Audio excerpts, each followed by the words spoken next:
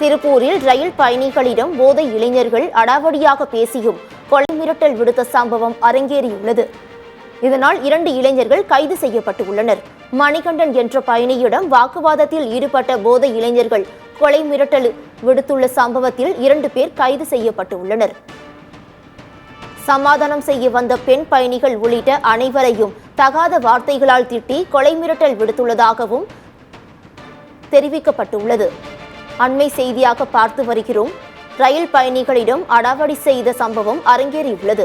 திருப்பூரில் ரயில் பயணிகளிடம் போதை இளைஞர்கள் அடாவடியாக பேசியும் கொலை மிரட்டல் விடுத்த சம்பவம் அரங்கேறியுள்ளது. இந்த சம்பவத்தில் 2 இளைஞர்கள் கைது செய்யப்பட்டுள்ளனர். மணிகண்டன் என்ற பயணிகளிடம் வாக்குவாதத்தில் ஈடுபட்ட போதை இளைஞர்கள் கொலை மிரட்டலும் விடுத்த சம்பவத்தில் 2 பேர் கைது செய்யப்பட்டுள்ளனர். சமாதானம் செய்ய வந்த பெண் பயணிகள் உள்ளிட்ட அனைவரையும் தகாத வார்த்தைகளால் திட்டி கொலை மிரட்டல் விடுத்ததாகவும் தெரிகிறது. இது தொடர்பான கூடுதல் விவரங்களை எமது செய்தியாளர் ஜெரி வழங்க கேட்போம். ஜெரி, கூடுதல் விவரம் என்ன?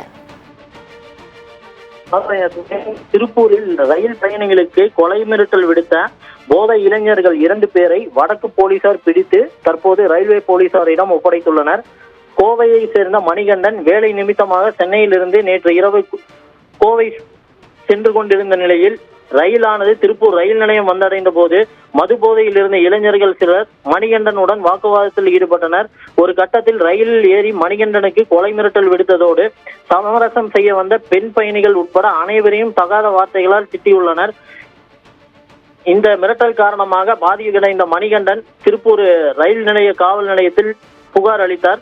புகாரின் பேரில் போலீசார் வழக்கு பதிவு செய்து விசாரணை மேற்கொண்டு வந்த நிலையில் இது குறித்து திருப்பூர் வடக்கு போலீசாரும் குற்றவாளிகளை தேடி வந்தனர்.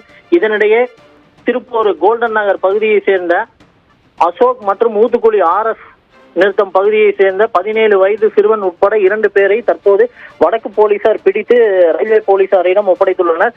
இதனிடையே இந்த வழக்கில் மேலும் 2 பேரை தற்போது ரயில்வே போலீசார் தேடி வருகின்றனர்.